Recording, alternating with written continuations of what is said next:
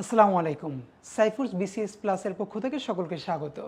আমরা জানি সকল ধরনের চাকরির পরীক্ষায় বিভিন্ন কারেকশন আসে, তবে এখন বর্তমানে ট্রেন্ড হচ্ছে যে কারেকশনগুলো কিন্তু একটু ট্রিকি এবং বাক্য প্রয়োগের মধ্যে আসে।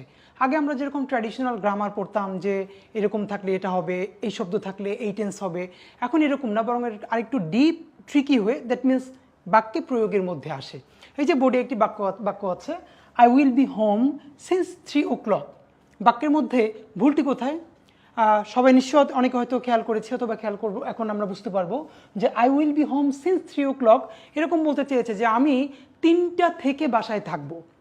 বাংলাটা এরকম বলতে চেয়েছে যে আমি 3টা থেকে বাসায় থাকবো।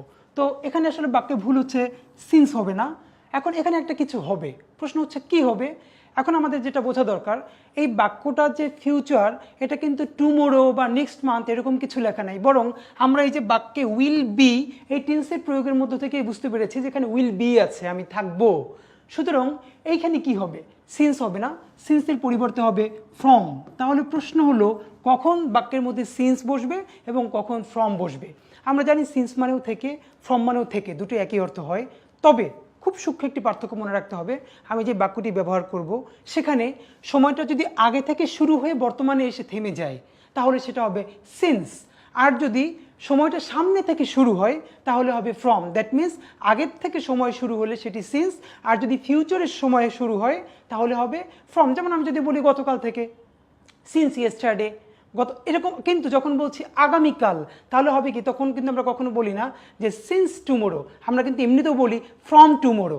এখন এখানে আমাদের যেটা মনে রাখতে হবে, এখানে টুমোরো কথাটি বলে নাই, কিন্তু টেকনিক্যালি উইল বি দিয়ে বলেছে। আই উইল বি হোম, আমি বাসায় থাকবো 3টা থেকে। ভবিষ্যৎ কিভাবে বুঝতে পেরেছি? টেন্সের প্রয়োগ দেখে উইল বি আছে, সুতরাং ওখানে সিন্স না হয়ে কি হবে?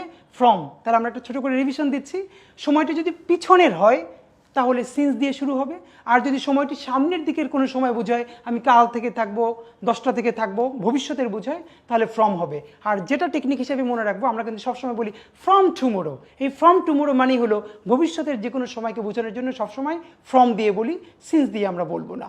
এরকম আরও খুঁটিনাটি জানতে সাইফুরস বিসিএস প্লাসের সাথেই থাকুন। ধন্যবাদ।